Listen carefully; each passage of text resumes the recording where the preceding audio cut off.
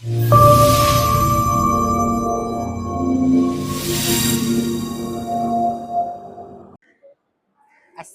dan hai semua. Anda bersama TV PSS Khusus yang bersiaran dari KL Gateway Mall sempena National STEM Expo. Expo ini menjadi platform kepada para pelajar dan inovator untuk mempamerkan projek hebat serta berkongsi minat dalam bidang STEM. Nak tahu lebih lanjut? Mari kita saksikan.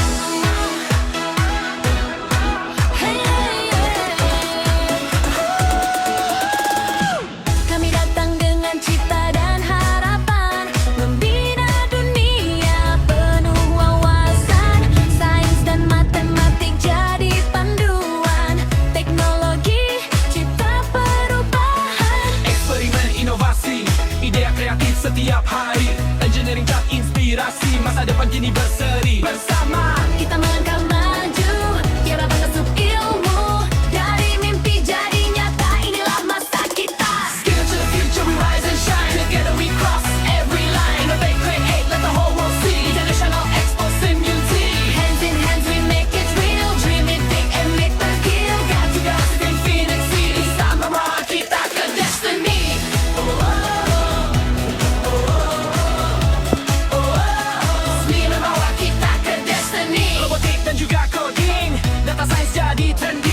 Negara hijau, alam terjaga. Kita cipta dunia bahagia. Berbeza bangsa dan budaya. Satu matlamat, satu cita. Expo ini bukti nyata. Ilmu satukan kita semua. Think, explore, discover more. Open every single door. Young minds ready to transform. We are the future being born. Here to rise and shine. Together we cross every line. Innovate, create, let the whole world see. The National Expo Simulti. Hands in hands we make it real. Dream it big and love the deal.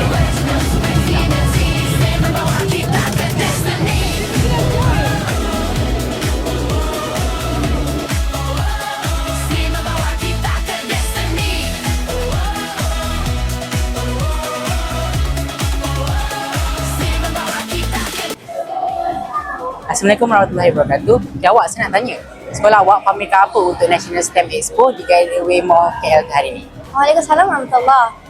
Untuk guru saya bawa baju yang dibuat fully organik tanpa bahan chemical at all.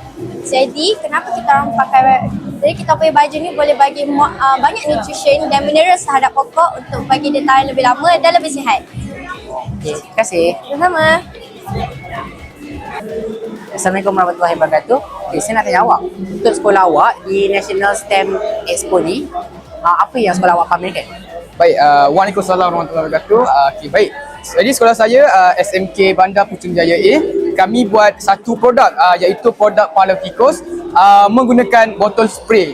Jadi produk kami ni kami gunakan 4 bahan utama iaitu daun kayu putih, etanol kami food grade, minyak kelapa dan lada hitam. Jadi kami punya ni tak ada apa-apa bahan kimikal bahaya, tiada racun sebab kami fokus untuk menghalau saja tanpa membunuh tikus tersebut.